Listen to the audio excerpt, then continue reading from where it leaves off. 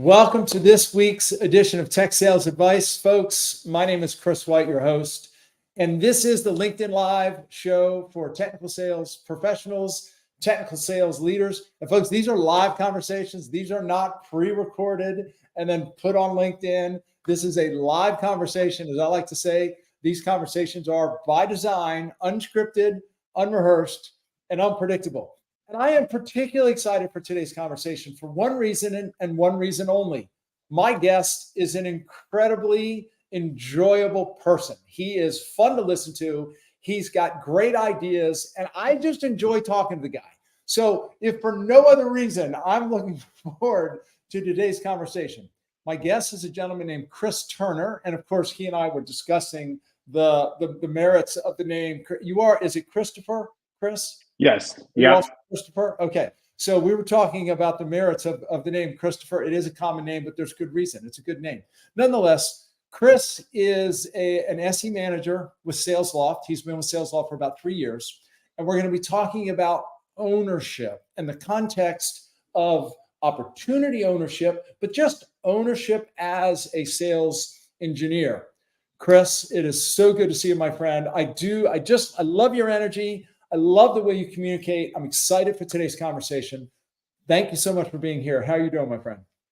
Hey, I'm doing great, and I really appreciate it. Appreciate the opportunity, Chris, and obviously been a big fan of you, your work, your book, and everything that goes into what you do, and the ideas that you share. So I'm very, very excited for the conversation today. Awesome. Well, and I like to invite guests that make me look good, and this is precisely what I've done today.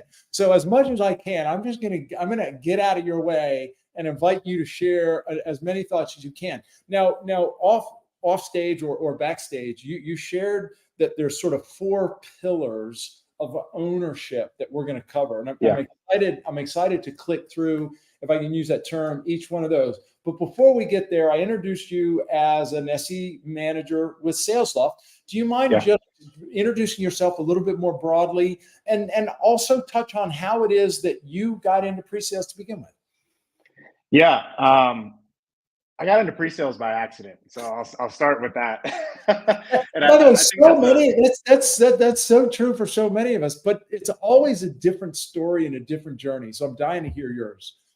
Yeah, absolutely, and it's so true. As I've kind of grown in the sphere and gotten to understand what pre-sales really is, which I didn't know before I got into this realm of experience.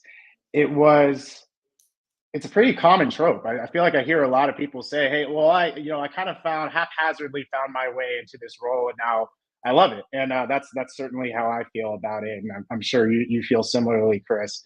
But yeah, I'll tell a little bit of a story. So, you and I were talking backstage. I went to Georgia Tech undergrad, and that was one of the best decisions I could have made because I did not consider myself a technical person in high school, right? That was not my focus. I was an athlete in high school. I did well academically, but that was not my focus. My focus was, hey, I want to go play football. I want to play for a Division I program. And so thankfully I had the opportunity to do that at Georgia Tech. My family lives in Atlanta, so it was a great opportunity to stay close to home. But it also exposed me to a ton of people who were frankly a lot smarter than me, but really had a depth of experience across a wide array in terms of the breadth of the lives that they've lived. So I got to become friends with people who were exchange students who came over from China or from India. I got to obviously become friends with guys on the football team who had very, very different upbringings and backgrounds to me. And I think that helped to round myself out as a person. I didn't realize I was kind of going through a little bit of a crucible, especially how difficult the school was at Georgia Tech. But one of the things that was really formative for my experience there was I think it was my junior year of college. I met up with a few of my friends, and one of my friends named Connor Ford, who, if he gets a chance to see this, I want to just say how much I appreciate him and his friendship. Connor Ford, Clint Winter, who's one of my good friends, and then Caleb Martinez, who was my roommate and electrical engineer at Georgia Tech, started a business called Spirit. And Spirit was a student engagement app. It essentially was allowing us to help gamify the event space in K through 12 schools, which is a very underloved, underappreciated space in the market. I won't go super into detail about that experience because obviously I'm sitting here and I'm working at Salesloft today. So we didn't IPO and exit and all of those things that you hope to do. But it did give me a lot of experience around software sales. We had to be very scrappy. And it really helped me fall in love with that aspect of connecting with people and solving real difficult, hairy problems. So from that regard, that was probably one of the most important experiences that I had at Georgia Tech. And that then led me down this road of, hey, I want to be customer facing. So the first thing I did was I went into consulting. So I was a go-to-market consultant at a small boutique consulting firm called Annuitas. Again, had to be scrappy, had to put on a lot of hats, do a lot of different types of roles, understand the liaison between the business and the technical. But I got to be in front of customers a ton at a very, very early point in my career. I remember vividly, I was still in undergrad. I took a 5th year. And during that time, I had a final the same week I had an onsite with a customer. So very early on, I had a lot of experience engaging, interfacing with executives that otherwise I wouldn't have had. And all of those things I can attribute to Georgia Tech and some of those experiences that I had early on. After that, I moved into sales, did enterprise sales for a few years. And following that, I really thought about what I wanted to do next in my career. And Salesloft presented a great opportunity for me. I actually went through the interview process as trying to be an account manager, got to the last round of interviews. The hiring manager calls me and says, hey man, look, like, you can take this role if you want it, like it's yours if you want it. But I really think you should look into sales engineering just based off of your background. So someone actually had to prescribe that in me. I ended up talking to Rebby John, who's still my director now. And we had a great conversation. And I was like, okay, maybe this pre-sales thing is something that I can check out. And as soon as I accepted the job offer and got into the role, I fell in love with it. So it's been awesome to have the experience at Salesloft and some of the different milestones of my experience leading up until this point. So incredible. I mean, here you are applying for a job as an account executive, thinking that that's what you want to do, and you arrived there after being involved in a startup app. You're meeting with executives before you've even graduated, and they actually come to you and say, based on your background, we think you'd be. Was there something in particular that they saw either in your background or in the interview process that led them in that direction? Yeah, I think I'm paraphrasing here, but I think Einstein said it where if you are unable to explain a concept to the level of a grade school child, then you probably don't know it. And I think one of the skills that I was afforded because of my experiences was the ability to take broader, more complex topics and distill them down into plain language. And that's really one of the pillars of being a great, excellent sales engineer or sales pre-sales professional. So I think that was something that I identified that I probably didn't identify in myself. But as I was talking to the hiring manager who then pointed me in the right direction, that was one of the things that he had mentioned. So I think that's what's really important. Yeah, the ability to simplify the complex. Really well said. By the way, and remind me, what position did you play in football? Yeah, I played under Paul Johnson, and I have a litany of stories that could probably take up the rest of our time here. But we ran the triple option. So I played A-back, which is kind of like the sweep back or slot receiver if you're more attuned to the typical football formations that we see today. Yeah, awesome. And did you play? You said you went to school your 5th year. So did you play in your 5th year as well? I didn't. So I decided not to because of some of the experiences that I mentioned before. And looking back, that was actually one of the best decisions I could have made. Certainly not for everyone, but I think I made the right decision just based off of everything that's happened so far. Well, I'm such a college football fan in general, and I'm a huge college football fan. It would be very easy for me to just go down that path, but I'm going to pull myself back and stay on the topic at hand. But by the way, Chris, I just want to pause for a moment. Cliff Barcliff is a former guest of mine. He mentioned a few things. The only common denominator regarding how we got into pre-sales is uniqueness. Well said, Cliff. And yes, being scrappy. I wrote this down. Great SE habit. By the way, folks, if you care, we don't see who's out there. So if you do care to say hello, or if you care to ask Chris or myself a question, please feel free to do so. So Chris, let's dig in a little bit deeper into this idea of ownership. I'm going to first invite you to define, how would you define the term ownership in the context of being a sales engineer? It's on me. That's good. That's really I think good. that's how I would define it, because I think us being sales adjacent, it's very easy for us to say, oh, well, that's the account executive's fault, or that's the customer's fault. Or, if the manager had been more involved in the opportunity, then maybe this wouldn't have come up. But that's not really the right mindset to take in a team-based approach of really anything.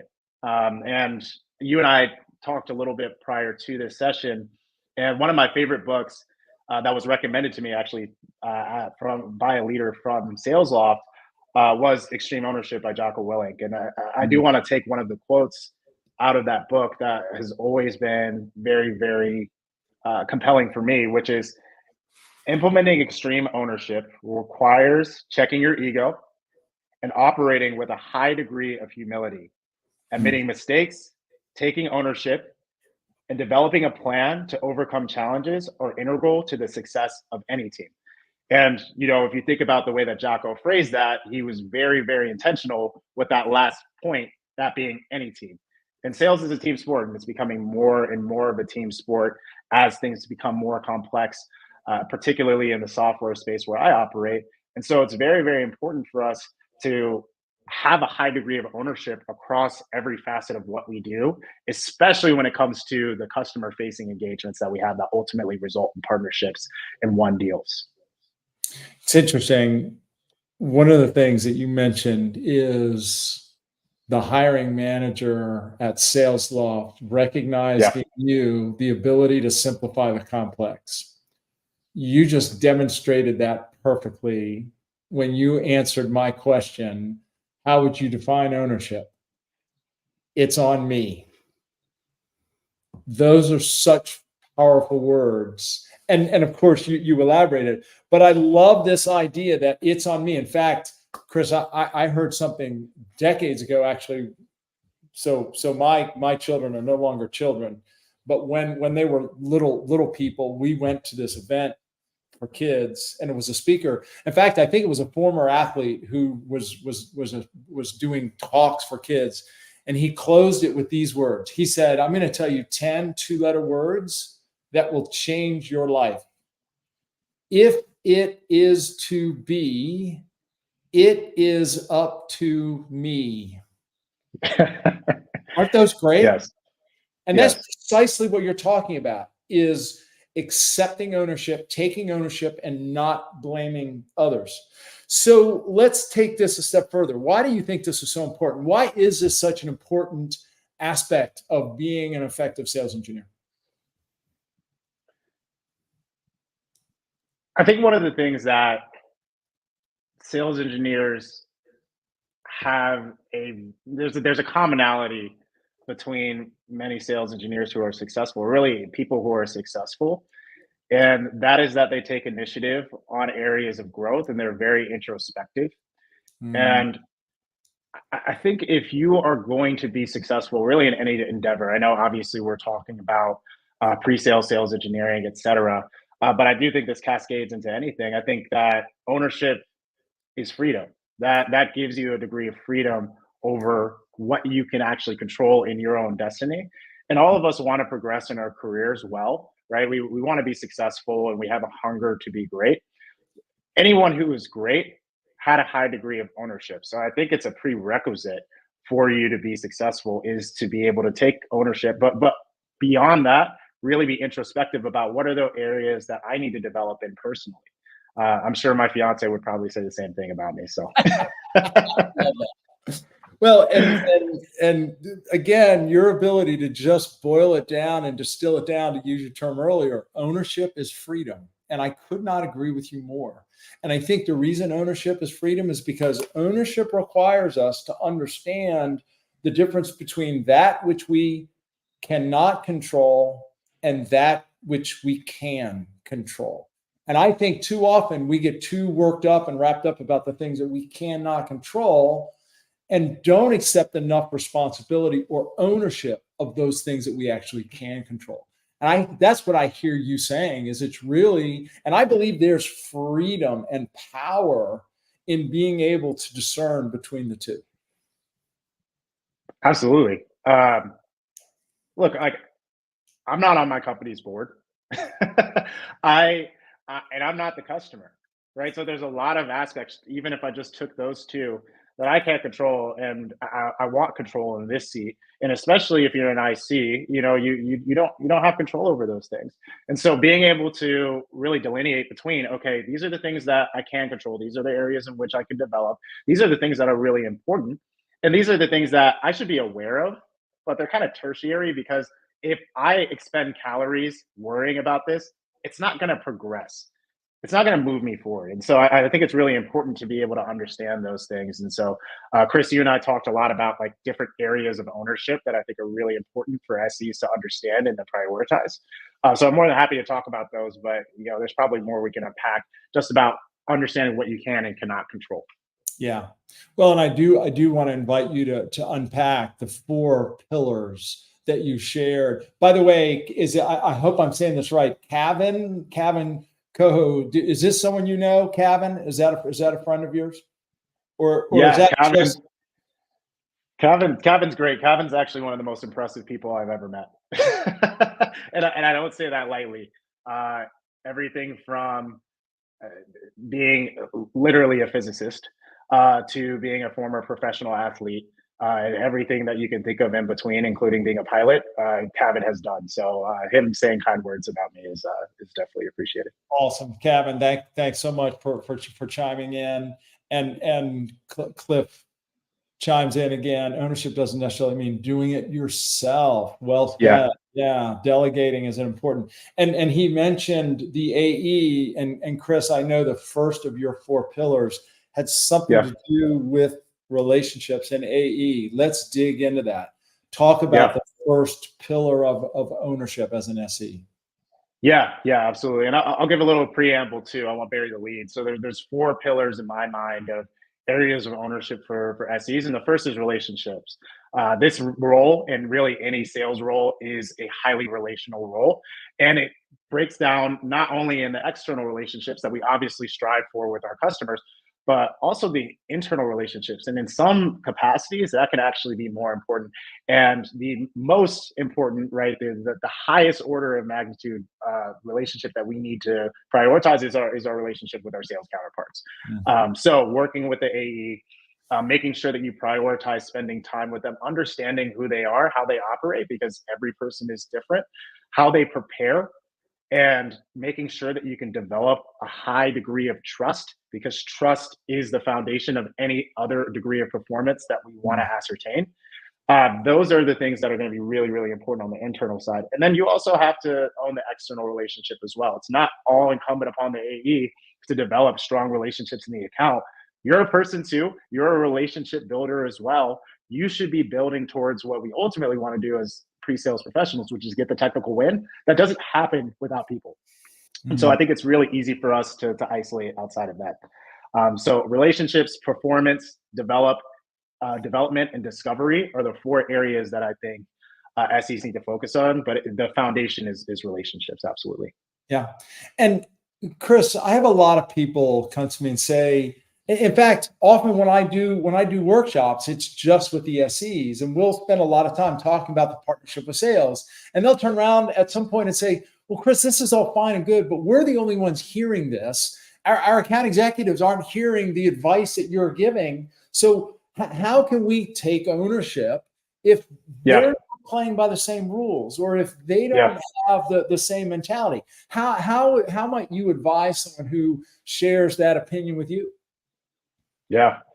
The first thing I would ask is how wide and deep are your relationships?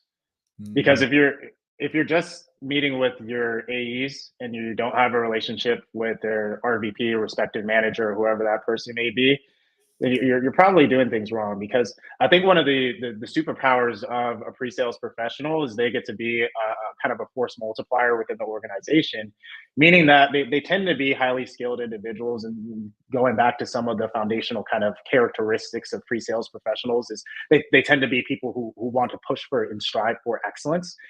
You should be sharing that with your RVPs and your management counterparts. You don't realize how powerful your insight is.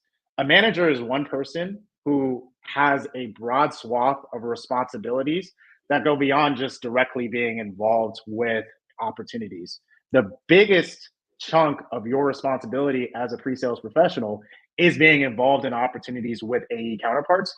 You see probably 10x more deals than they do, especially if you have thumbs up for that one, especially if you have a smaller resource in terms of how many pre-sales professionals are aligned to AEs. So you have a depth of experience and insight that you can bring to them. That's a great way to kind of bridge the gap and say, hey, there are some areas that I've actually noticed in which we can get better. Any great manager is going to want to hear that insight and going to want to action on it. So I would actually work on broadening my relationships beyond just the AEs. And the same can be said for product, and the same can be said for our post-sales counterparts as well, who have a lot of information that we can share between the two of us. I think it's really good advice. And I hear from a lot of people who maybe are a little bit newer to pre-sales. I think they tend to struggle from, quote, imposter syndrome. And I think it's hard for us early on to recognize the impact that we can make.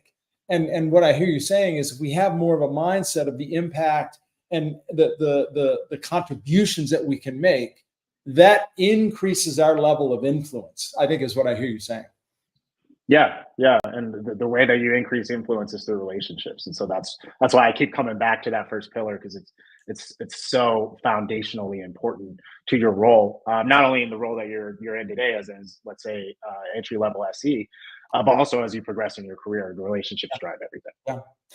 The other thing that comes to mind, and something that I wrote down earlier when you and I were talking backstage, you used the words control over your destiny.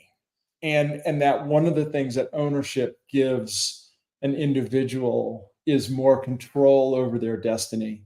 And I think a lot of times we mistake control over our destiny with controlling others and controlling outcomes. And so to me, I think this is another area or another idea that we need to keep in mind, is that when we're talking about ownership with regards to relationships, it doesn't mean controlling others, and it doesn't necessarily mean controlling outcomes. It simply means controlling how we respond, what we say, what we do, and allowing people to engage the way they will. When you hear those words, what does that mean to you? Yeah, I think I'm remembering my dad. He had a quote that I think is pretty poignant here, is that accountability has almost become a curse word in many organizations. And I don't believe that that's pervasive, but I do think that there's a difference between trying to control everything or being accountable to things.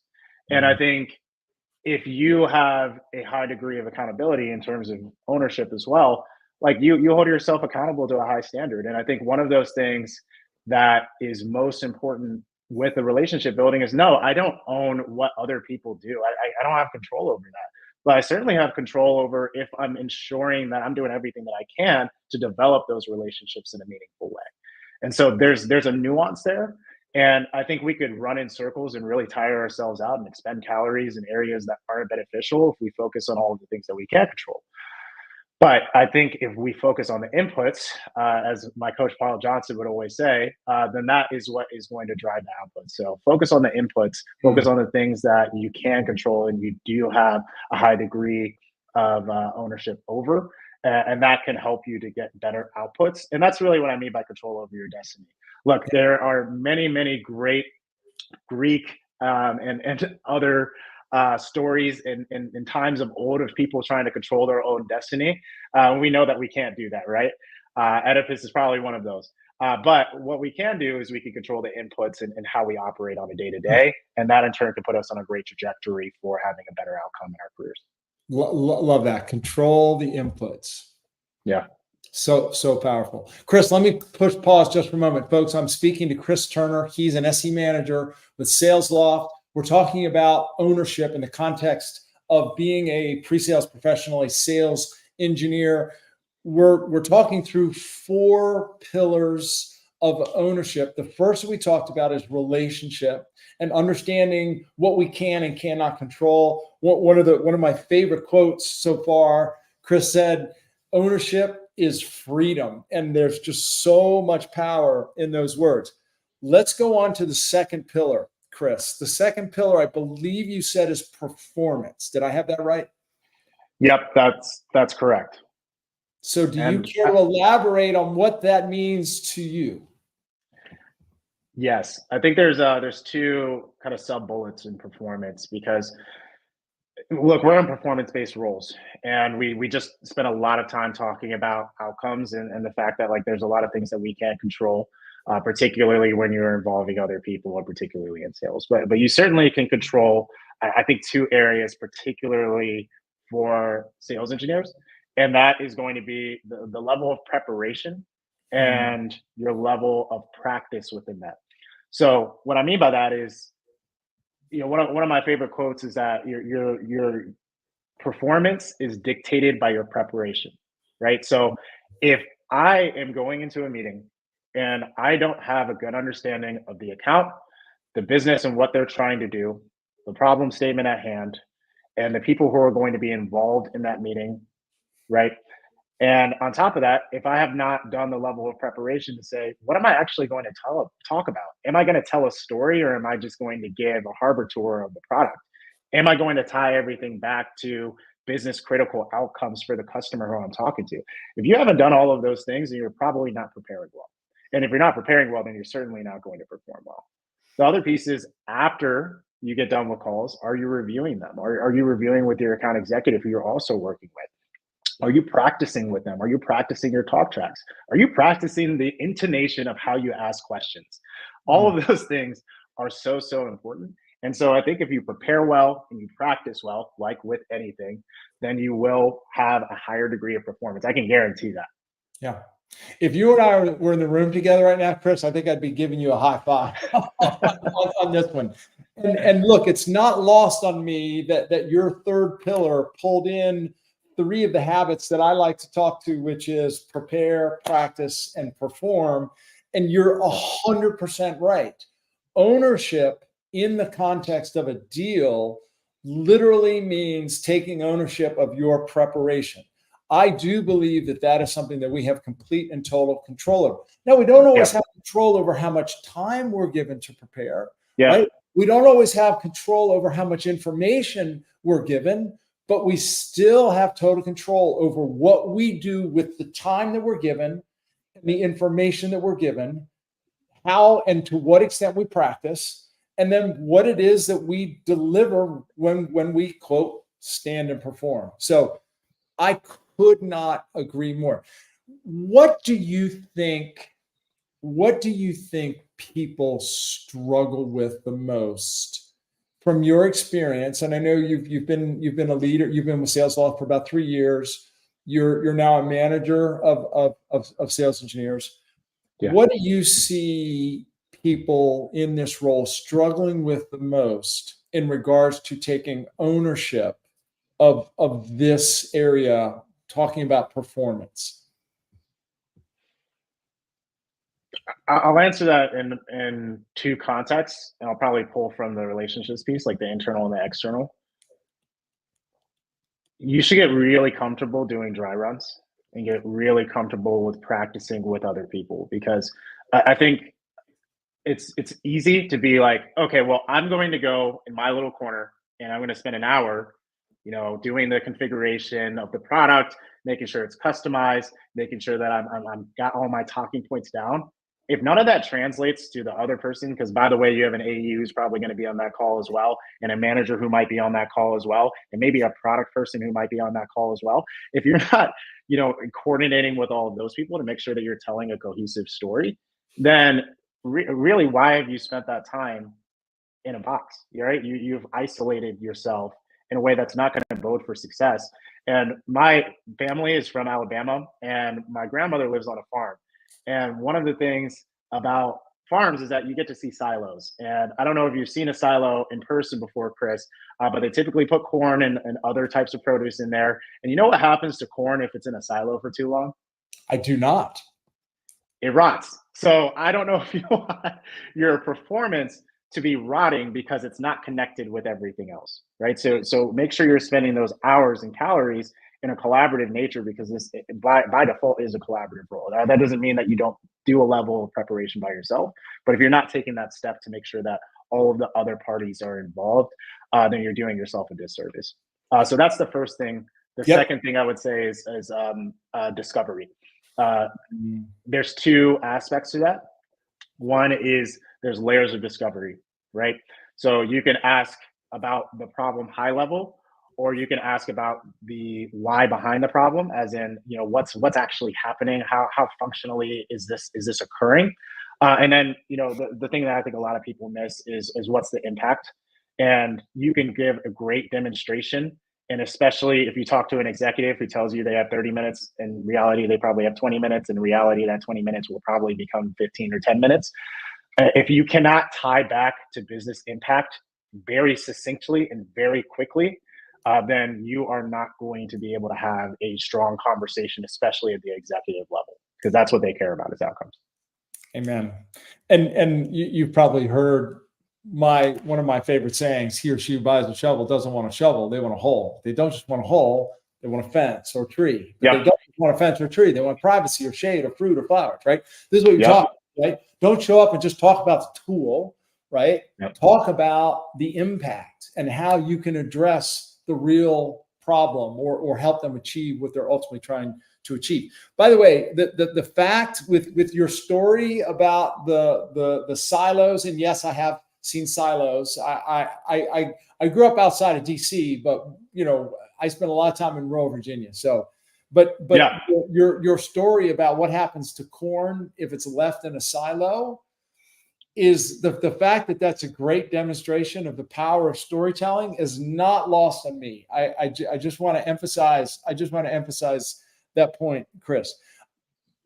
I couldn't agree more, though, with what you're saying. In fact, I see this a lot, and you mentioned discovery. I've literally seen AE and SC, they come out of discovery, if in fact they do discovery together. They come out of discovery, right? And the AE runs off to his or her corner to work on the slides that they're going to show. And the SE runs off to his or her corner to work on the features they're going to show, right? And then they come back together, sometimes not until they're in front of the customer, hoping that what he or she worked on and what he or she worked on now somehow magically align, and we're presenting a united front. So this idea that taking ownership of your performance means getting aligned with your sales counterparts. And I think to if I can put an exclamation point on this, I think one of the mistakes that a lot of us make in this profession, we expect the account executive to take the lead on that alignment, on that coordination, understandably, because the AE really does own the account. They own the opportunity more so than we do. Yep. But if your account executive is not showing that leadership for whatever reason, I do think it's on us to take the initiative to make sure that we are present or creating the opportunity to get aligned and taking ownership in that regard. So your words resonate with me 100%. Absolutely love that. Yeah, I love that. I love that concept of the misalignment too, because I think anyone who's been in pre-sales long enough has been in a meeting like that where you're completely misaligned with the AE, and it doesn't bode well for your performance, but it certainly is a terrible experience for the customer too. They can sense those kinds of things, and they can also sense when you've prepared really well. One very tactical tip that I would add on to that too because I know we've talked pretty high level with a lot of these things, is going back to that idea of making sure that you prepare well, especially if you're meeting with executives. Look, executives are really strapped for time. I don't think that's a secret to anybody. And so one of the things that I think would bode well, especially in that preparation, is say, hey, what's the 5 minute, 10 minute, and 15 and 30 minute version of our story? And if you can break it down to where, okay, executive comes on and says, hey, look, excited to hear about the platform. Teams talk to me about some of the functionality. I only have 15 minutes. I know this meeting's scheduled for 45. I got it back to back. Why are you different? If you can't answer that question, then you haven't distilled enough to get to the nuts and bolts of what's actually important. And you probably need to do some additional work. And that's uncovered in that preparation. If you don't do that preparation, then that's a big S word moment, so it's not the best. Well, and to me, I've always had this idea of the accordion demo, right? Which is to say, and really value the idea that you just shared there, which is let's consider what is the 5 minute version if we end up learning that we've only got 5 or 10 minutes. Yeah. And can this be expanded, right, to a 30 or 45 or 60 minute version if in fact they have the time and they're that fully engaged. So such good words of advice. Chris, again, let me just push pause just for a moment. Folks, I'm speaking to Chris Turner. He's an SE manager with Salesloft. We're talking about taking ownership in the context of our roles as pre-sales professionals. We're talking about taking ownership in the context of deals. I do want to just do a shout out for Cliff Barcliff. Cliff, you're posting so many great notes that I can't even keep up with them all, but I appreciate all those comments, and they're great observations and thoughts as we go. If any of you have any additional thoughts or questions for Chris or myself, please feel free to ask. So, Chris, we've talked about 2 of the 4 pillars of ownership. The first was relationship. The second was performance. And you threw me a bone by breaking performance out into preparation and practice, which leads to performance, which of course are 3 of the 6 habits I wrote about. So you know I'm loving that. Now you then broke out preparation even a step further, and you talked about, and you mentioned discovery. You mentioned this idea that we tend to work in silos is one of the mistakes that we make. And then another mistake that we make is we're not engaged enough in discovery, and that doesn't translate. Now, I know that's the 4th of your pillars, but I'm going to invite you, since you brought that up, why don't we talk about discovery, and then before we close out, we'll talk about the 4th pillar. So let's talk about this idea of ownership in the context of discovery. Yeah. You are doing yourself, your customer, and probably your counterparts in sales a disservice if you are not actively involved in discovery. Now, we have engagement parameters, right? And I don't want to really skip over the fact that many pre-sales organizations have very high ratios, and it becomes very difficult to make sure that you're involved in every single discovery conversation. But if we're going to take this lens of ownership and expand that out a little bit more, well, you can do your own discovery on your own time. Discovery is more than just sitting and asking someone questions. Discovery is account research. Discovery is reading 10Ks if they're a public company. Discovery is looking at press releases and understanding what the business is trying to do, understanding their content and why they are positioned in the market the way that they are. So I think it's a lot deeper than just a conversation, because the reality is we are not infinitely scalable resources, right? We're individual people trying to do the best that we can. But in the parameters and control, I think there's 2, and that's you have a high degree of curiosity, and that goes into, hey, I really want to break down and understand what's going on in this business.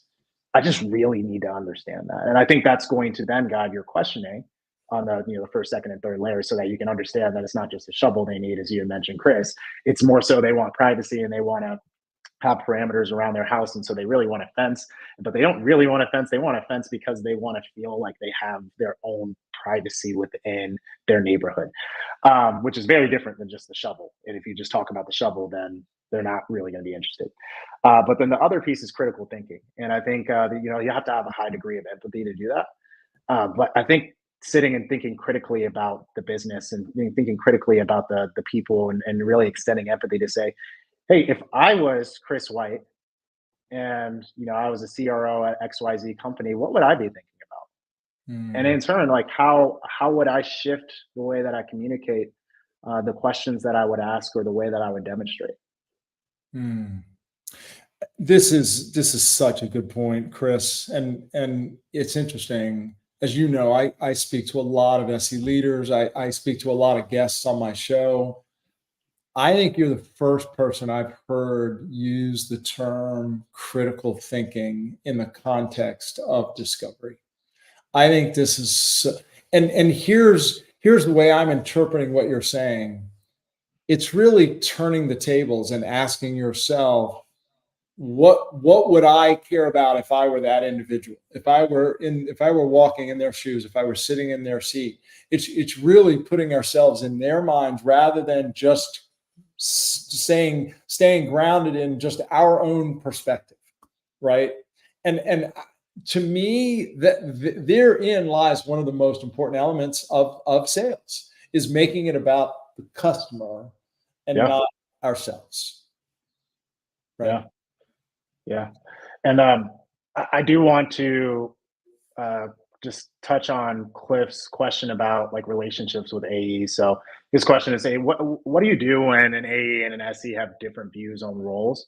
And like, what are tips for negotiating the AE and SE relationship?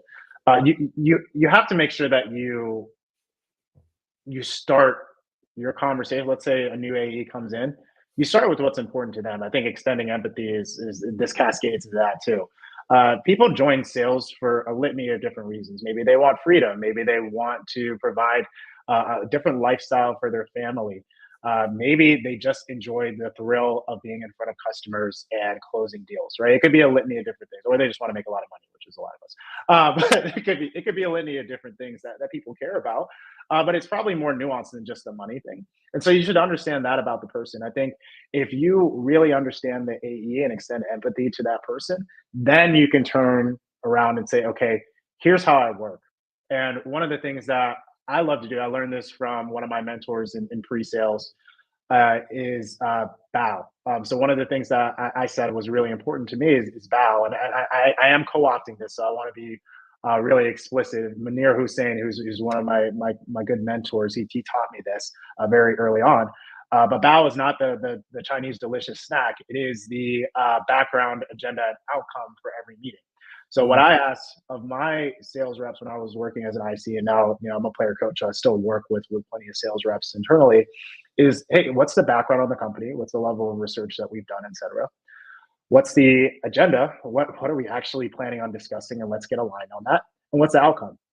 And frankly, if you can't really distill down, hey, these are the three things that I need in going into the meeting, you probably don't need an SE because you're probably not ready to have that level of conversation with the customer.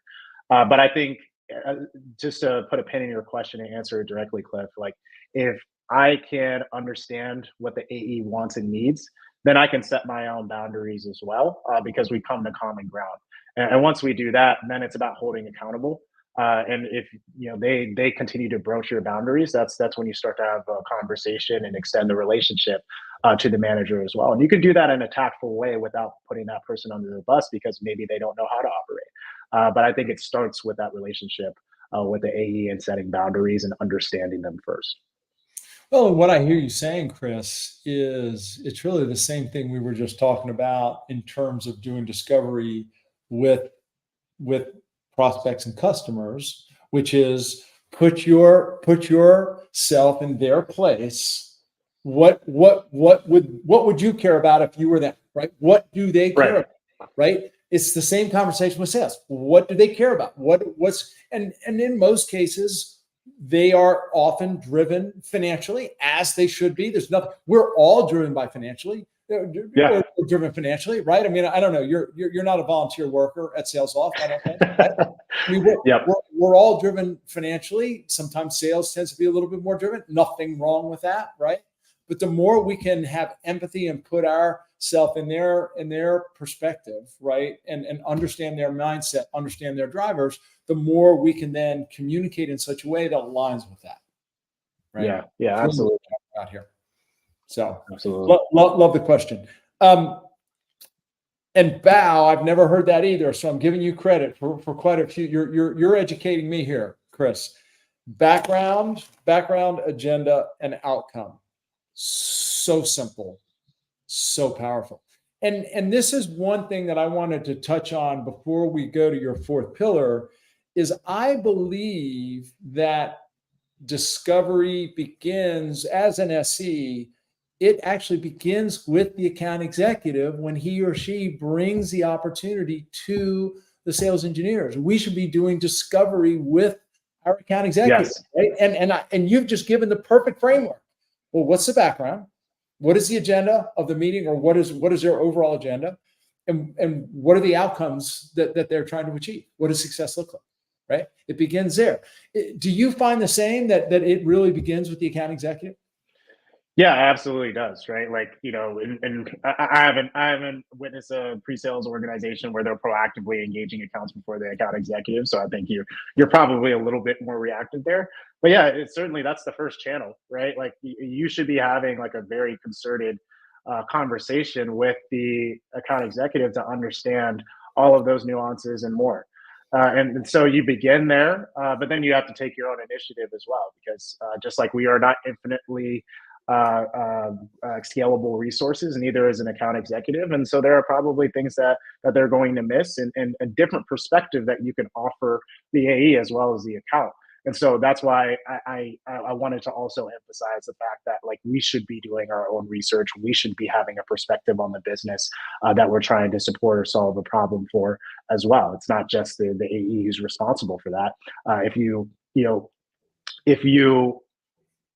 resolve yourself to that kind of thinking, then you would be hard pressed to scale your success. And so if we want to be successful, and as calling back to the beginning of our conversation, Chris, if you want to control your own destiny, then you have to control those inputs. And that's a great way for you to be able to do that. And frankly, there's no excuse nowadays, because AI can do probably 70% of that work for you anyway. 100%. Between AI, between LinkedIn, there is Yeah. zero reason to show up for meetings without being at least relatively informed and prepared. And these are things, to the point of today's conversation, these are things that we can take ownership of. So could not agree more. There's another thing that you said that triggered a thought, and then it escaped me, and I'm mad at myself for not writing it down. I hope it comes back to me. There's something you said that was so poignant. Anyway, let's move forward. So we've covered 3 of 4 pillars of ownership. We've talked about relationship, we've talked about performance, and we've talked about discovery. The 4th is development, professional development, personal development. Do you care to elaborate on your perspective on this idea as a pillar for ownership as a sales engineer? Yeah. There is this misconception, I believe, and this cascades beyond just sales engineering, right? This is just in a professional role, where your manager is the sole responsible party for your development. And that could not be further from the truth. So, there is a way where you can, challenge yourself and also challenge your manager a bit. But they're not perfect people. And I think it's really important to understand that, right? And I'm sure people have great managers, they have not so great managers, and everything in between. But it's incumbent upon you to also identify areas of development for yourself. And then you can start to help your manager hold you accountable. And that's really where that relationship, in the degree of ownership, can really start to take hold. The best people who I've ever managed have been very, very self aware, because they've been introspective and have been able to reflect and then said, hey, Chris, these are areas that I really want to focus on. Hold me accountable to these. And that doesn't mean that the manager isn't able to identify areas of growth as well. But if you really want to be excellent and you really want to exhibit a high degree of ownership, then you should be thinking, reflecting, taking time at the end of a month or end of a quarter after a big sprint, say, hey, what did I do well? What are areas where I really, really succeeded? And maybe I can scale that out to other people within my organization. But where are areas where I need to do better? And if you could really think about that critically, going back to the other topic that we had discussed, then you make your manager's job super easy, but then you also position yourself for long-term success because you are constantly on this cadence of coming back, reflecting, and then subsequently putting yourself on a pathway for development, because that's how we get better. We are all the CEOs of our own career, right? At the end of the day, we are all the CEOs of our own career. And Chris, Yeah. this is what I hear you saying. And some of the words that I wrote down: self-aware, introspective, and willing to seek feedback, willing to, and making it clear to your managers and even your sales counterparts that you sincerely want to hear both the good and the bad, because you're going to go do something about it. Yeah. I think this is as much mindset as it is anything else. So Yeah. And look, at the end of the day, the first thing you said, that look, your manager, although he or she plays an important role in your development, they are not the solely responsible for your development. And this is where ownership comes into play. And coming back to your very first response, when I said, what is ownership? How do you define ownership? It's up to me, right? At the end of the day, I own it. And to me, there's just so much power in that. So There is. There is. Go ahead, Chris. Go ahead. I think there's a nuance here, because I'm probably going to say something that people may not want to hear, but everyone who has ever been excellent in history, let's take athletes for example, right? Like the Michael Jordans and the Tom Brady's of the world. Although I wasn't very happy about what happened in 2016, he still is the best. Being an Atlanta guy, I understand. Yep.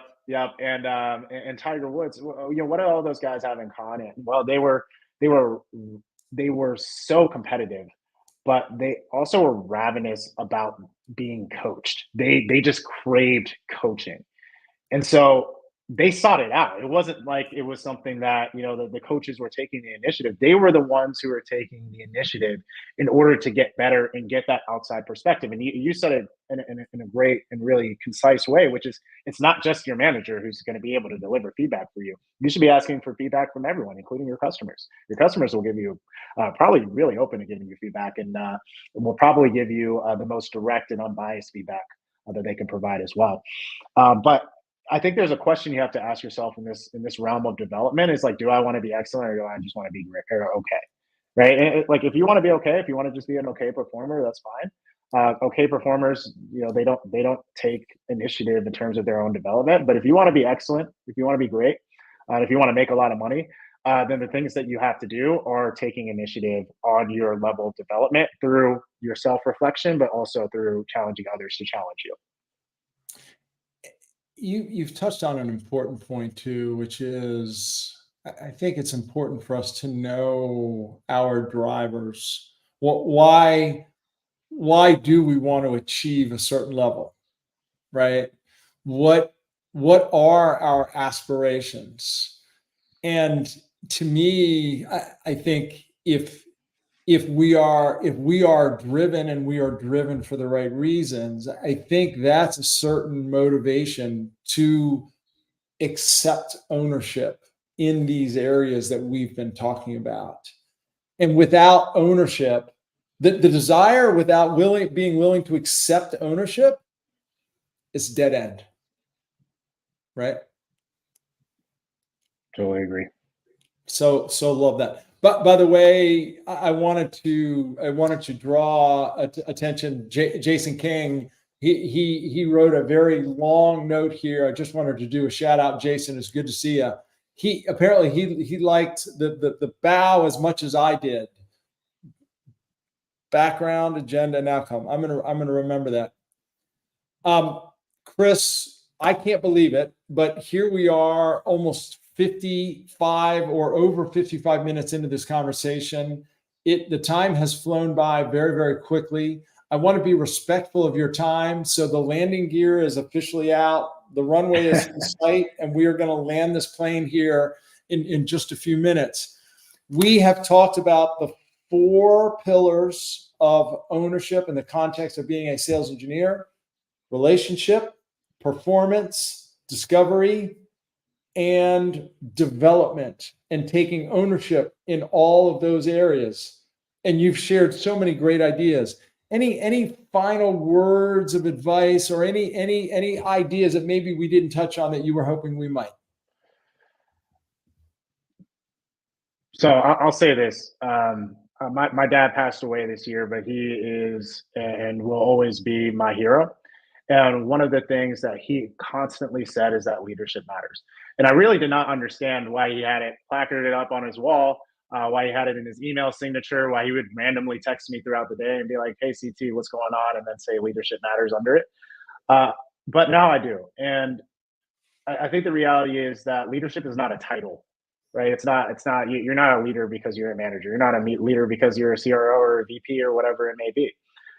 Leadership is displayed through your actions and the things that you do for other people. And so, we talked a lot about what are the drivers. If you display ownership, if you exhibit the qualities of a person with high degrees of ownership, if you invest in relationships heavily, if you care intentionally about your performance and development, and if you seek to understand in your discovery, then you are a leader. You may not have the title, but you have all of the component parts of being a great leader. And the biggest thing that a great leader does is they extend empathy. So that's the thing that I think I want everyone to take away is beyond all of these different aspects of performance that we had just mentioned and how important it is to have a high degree of ownership. The most important thing that you can do as a person in general is to extend empathy to others and to be a great leader in that.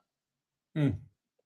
Such great words. And I'm sorry to hear about your father. I lost my father about 7 years ago. It's a difficult experience for anyone to endure, certainly for a man to endure. It sounds like he left you some great words of wisdom, and what you just shared is incredibly powerful. You're right. I think leaders, it's not just a title. We can be leaders of people, and we can be people who others want to follow regardless of our title. And ownership is a big part of that. Chris, this has been such a good conversation, as I knew it would be. Thank you so much for being here.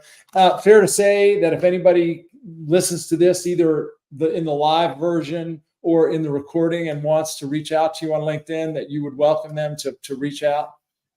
Absolutely. Yeah. I love connecting with people. Please reach out to me if you have questions or just want to connect. Fabulous. And Chris, I hope you and I get a chance to meet in person. I will certainly drop you a line the next time I'm in Atlanta, which I am certainly from time to time. And if you ever come up to the DC area, please be sure to reach out.